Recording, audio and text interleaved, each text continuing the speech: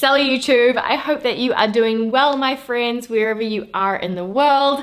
I wanted to make this video today because I've had quite a few people ask me in the comments how Niels is getting on in New Zealand and how my French husband feels after being in New Zealand for just over 2 years now. Just to give a little bit of context, we did meet while he was in New Zealand, so that's how we met, and he was here for 6 months up front for an internship. So he has lived here before, but kind of as a student in a completely different setting, you know, doing an unpaid internship, a completely different stage of life. So he has come back and really probably given life in New Zealand a go as a working professional.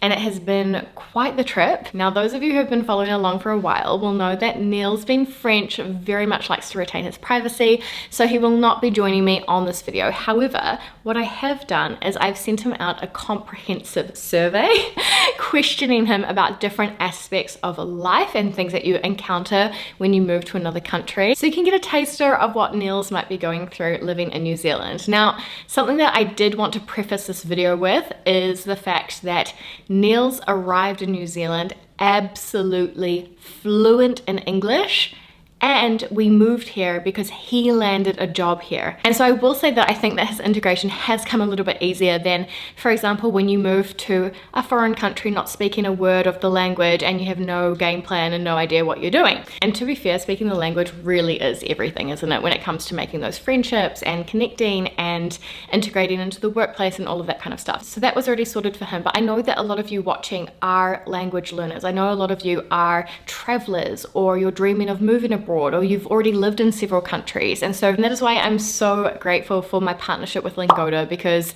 the beautiful team over there allow me to give you insights into exclusive promotions and deals, and this month is no exception. And so if you don't know who Lingoda are, they're an online language school founded in Germany, right? So they've very much got that German stamp of quality, and they offer online language tuition in French, English, business English, Spanish, and German. And what's super cool is you log into the platform, it's very well laid out. Everything's been designed in collaboration with linguistic experts, helping you to conquer the levels of these different languages. And essentially you pick the subjects that interest you. You can either opt to have a private lesson, or you can do group classes, and the group classes are very small. The maximum number of students is only 5, and you're connected with native speakers from all around the world, and you can genuinely take classes 24/7. It's super handy. I think you'll all know by now that I used Lingoda myself to get from level A2 to B2 C1, and it was game changing because it actually forced me to speak, and it was very, very interactive. And what's really cool about the model as well is that it's adapted to suit you. So you can do monthly subscription kind of model where you do monthly classes, cancel anytime, or you can commit to a language learning challenge like the marathon. So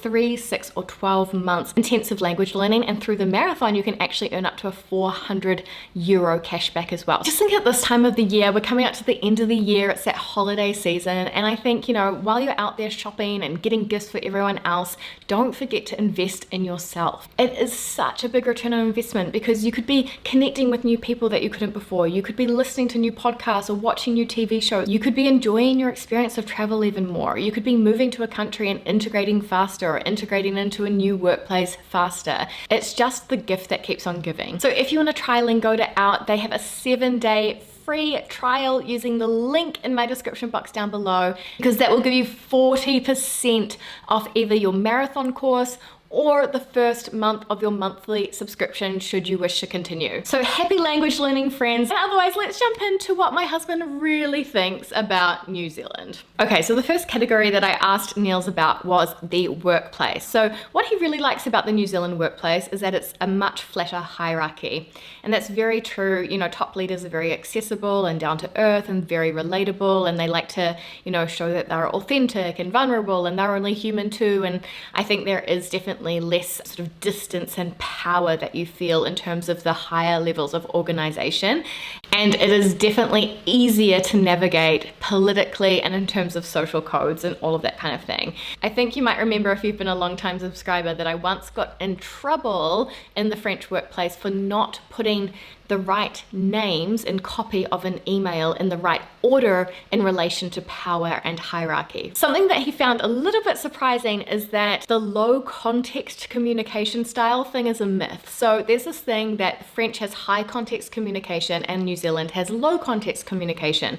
Essentially that means in France you're definitely always having to read between the lines. There's a lot of unsaid, you know, they choose their words very carefully and you have to interpret that second meaning and all of that kind of thing. There's more analysis going on in the communication, whereas New Zealand is positioned as a country which is far more straightforward. And I definitely believe that to be the case, but what Niels was saying is that it really depends. He got caught out once where he was driving on a road trip with a colleague. They had a work trip that was a few hours away, and then on the way back he asked Niels, "Oh Niels, do you want to drive?" And so Niels took that as a genuine question, and he was like, "Oh, you know, not really." You know, don't really feel like driving. If you're happy to keep driving, please do. And didn't think much of it. But then he clicked that a New Zealander asking, "Hey, would you like to drive?" actually is them asking, "Hey, I'm a bit tired. Would you mind driving for a little bit?" We can be a little bit conflict avoidant for sure, but even sometimes avoid making the ask of what we really want. And he finds that a little bit tricky to navigate. Now, the next category was, what do you think about the fashion of the country? And this was very difficult for a Frenchman to answer, but basically he was saying he misses looking around and seeing people who are dressed in aesthetically pleasing ways, both men and women. And he was saying, you know, like he's got this beautiful winter coat from Kenzo, which we got while I was working at LVMH, and we were able to access those staff discounts, which was great. He's got this beautiful navy coat and he has scarves and things like that, and he just doesn't wear those anymore. Instead, he's in like a Gore-Tex, like an outdoorsy kind of raincoat every day. And it's definitely true that New Zealanders are much more casual, and we're very much into just comfortable or quite like sports driven kind of clothing. And also you've got to be pragmatic in New Zealand because there really are 4 seasons in one day, and this means that you've always got to be prepared. So you've got to have, you know, different layers, you've got to have your raincoat, and so we dress kind of sensibly, right? Because wearing a beautifully cut woolen coat in winter isn't going to help you much if you have sideways rain and hail coming at you on a windy day in Wellington. Next up, I asked him about the food. So of course, you know, what can we expect but this to be quite critical from the French eye. What he did say on the positive side of things is that New Zealand has very beautiful raw produce, so really nice vegetables and meat and just very, very high quality things. And it's true that we grow a lot of things in New Zealand, and I definitely have to agree that the smell and the taste and the texture and the intensity of fruit and vegetables here is right up there with the best of the best in France. On the other hand, I mean, I could talk about this all day, but he's very, very shocked at how sweet everything is, how often we have treats, how often we have snacks, very confused about this concept of eating for pleasure. And I know that the French find a lot of pleasure in their food, but I wouldn't say they eat for pleasure. I would say first and foremost, they eat at specific times. They eat their 3 meals, maybe an apéro, maybe a goûter, but they eat because food fuels them and they want to be fueled by good stuff. It's a little bit different when you eat even when you're not hungry. I don't see that happening in France. So we will have a meal and we'll be full, and then we will make some popcorn to watch a movie after dinner, or we will snack on some chocolate, or we will eat chips or whatever, cakes or slices or whatever, whenever we want during the day. If we want something with our morning tea, if we want to snack on something, even if it's just before lunchtime, that kind of stuff, which a French person wouldn't normally do, right? So they take pleasure from food, but it's very self-controlled. Like they'll enjoy the food, but it will be small portions and they'll know when to stop, and it will be at a specific time. They don't binge, they don't eat just to eat. They don't eat for pleasure, they don't eat for fun. There's a difference there that Niels has realized, and it's very, very distinct. The next category I asked him about was politics, and he does find the political sphere a lot more relaxed here, the debating a lot more relaxed compared to how intense it can get in France. And there isn't that national obsession with politics in the way that it shows up in France. Politics is something that you're speaking about every single day. There are a lot of news stories and news articles. It's politics, politics, politics. All the cartoons, the comic strips, it's all political. They're very, very into their politics. But what he was saying is that he finds it quite dangerous how little the average person knows about politics and talks about politics, because as he said, that's when you leave politics up to the politicians, and that's when it gets dangerous. Now, speaking of politics, let's talk about some related topics. We'll talk about healthcare, we'll talk about housing, and we'll talk about education. So when it comes to healthcare, he does find that New Zealand probably one of the most social of the Anglo-Saxon world, in that we do have a universal care protection in terms of all hospital care, and we do have a system called ACC, which protects you in any case of accident, so whether that be at home or at work to an extent. So there's a kind of insurance that exists within New Zealand that covers off a lot of things. For example, if you accidentally tripped and knocked your tooth out, you could go to the dentist and get the repair for free. If you had any sickness that required hospital care, that's all free, all of that kind of stuff. However, for non-urgent care and for people who are earning above a certain income threshold, things like dentists and optometrists are privatized. And so it shocked him when he went to the dentist for some care, and it was just a general checkup, and they were looking at things that they could do. And he was asked by the dentist, what's your budget in terms of deciding what to move forward with? And that is a question he's never had to answer in France, because no matter what, he would be reimbursed either mostly by Social Security or 100% with the top up of a private insurance as well. And so what he said has changed is that he's a little bit more careful, a little bit more proactive about his health, and there is a glint of decision making now before deeming it worth it to go to the doctor or not. Now, when it comes to our education system, what Niels has perceived is that kids seem to grow up happier because they have a lot more freedom, they have less pressure, less stress, less exams. They're definitely allowed to be kids for a lot longer, I would say, in New Zealand. But he does believe that that general knowledge element suffers a little bit. What he did find is that the schooling system seems to only provide a basic level of history and geography and politics and all of that kind of stuff. And if you want to get deeper, and if you want to have more intensive knowledge or around subjects like philosophy, for example, it's up to the family environment to have those discussions. And that creates an elite based on education and wealth. And so that's not really fair compared to the French system, where everyone gets a very, very broad education. Of course, university education in France is basically free as well, whereas in New Zealand, you would have to take out student loans, or most people would, whose parents couldn't pay for them. And so, you know, for example, when I finished university, I studied for 5 years.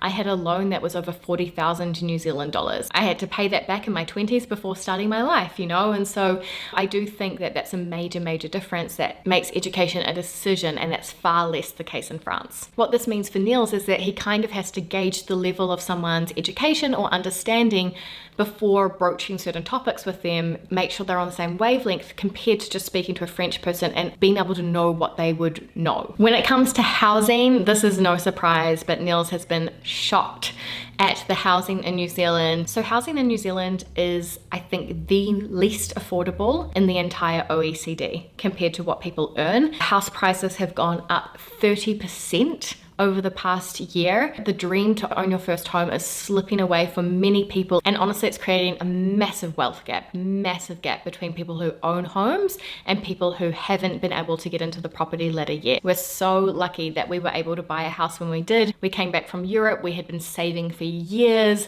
The translation of euro into New Zealand dollars worked in our favor, and we were able to get into the housing market, but at the price that our house is now, we could never afford it. What he did say about housing in New Zealand is that he finds the average dwelling a lot bigger, but the quality is lower. So you've got wooden boxes that are poorly insulated, you know, that were sort of thrown up quickly, and the quality is very different compared to a very well insulated European home with central heating and that kind of thing. When it comes to sport and nature and the outdoors, what Niels was saying is that he really loves that we have everything on our doorstep. New Zealand's quite a slim country, and you can get to the coast very, very quickly. It's very easy to find bodies of water. And here in Wellington, he was saying we have everything on our doorstep. You can go rafting, you can go tramping, you can go mountain biking, you can go kayaking. There's the sea, there's a beach, there's the hills. You can go and spend a weekend on a little island in the middle of the harbour. Like, there's all of these cool things that you can do. And obviously in New Zealand, there are far less people per square kilometre, so it feels like you have the whole place to yourself, especially with basically zero tourists coming through because of COVID. However, what you always have to be prepared for in New Zealand, he was saying, and it's so true, is that the weather can be ruthless. So the water is cold and the wind can pick up very quickly. So you always have to be very well prepared when you go on these outdoor adventures. I will say that Niels has had quite a few once in a lifetime experiences since being in New Zealand. He has hiked and pack rafted over 2 weeks on a self-supported trip with a friend. He's gone paddling in the ocean and had little beautiful Hector dolphins swimming beside him. He has had some really, really great adventures nature-wise in New Zealand. When it comes to friendships, Niels was saying he finds it quite difficult to make friends, in that You know, Kiwis are very friendly. You get invited around to their place very quickly, like, oh, come over for a barbecue and that kind of thing. But the concept of friendship feels more volatile somehow. Like, you could be best friends with one of your colleagues, but when they change companies, you know, you just lose touch and that kind of stuff. Something that Niels finds very sad about New Zealand and really difficult to get his head around is the attitude towards taxes and public spending and that kind of thing. So New Zealand compared to France is very much, you know, always fighting for lower taxes. Politicians are always saying, you know, we're going to save the average Kiwi family $30 a week and it will be, a way to get votes. And for Niels, he's like, well, why would you do that though, when more taxes equals things that he's grown up with in France around the free education, around the healthcare system. Something that he finds really shocking about New Zealand, for example, is that kids go to school with packed lunches.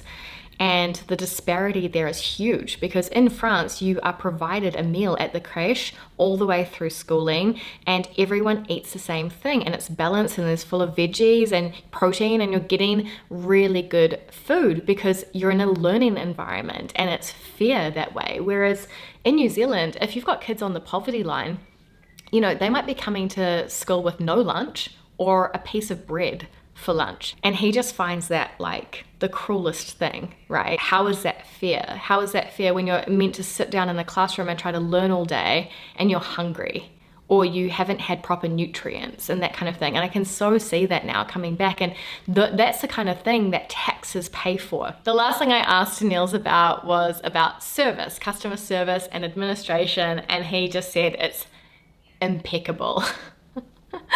He said that our customer service, our after-sales service, our systems, our administration should be used as a global reference for how to look after people. They're friendly, they're efficient, they're quick, it just works. He can't believe it. He can't believe how easy it is.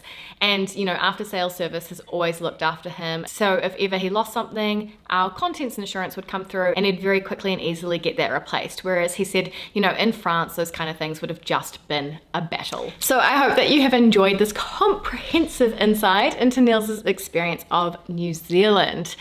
He is ridiculously homesick at the moment. He is very, very much missing France, but I think at the same time, he is doing so well in New Zealand. He's really thriving and he's had some pretty awesome experiences in New Zealand so far. We also acknowledge that New Zealand has kept us very, very safe in this global pandemic, and there's a lot of things to be grateful for as well. If you have any questions whatsoever about New Zealand or Niels' experience, just let me know down below and I will definitely get back to you. Otherwise, I'll see you here next week on the Not Even French YouTube channel. A bientôt!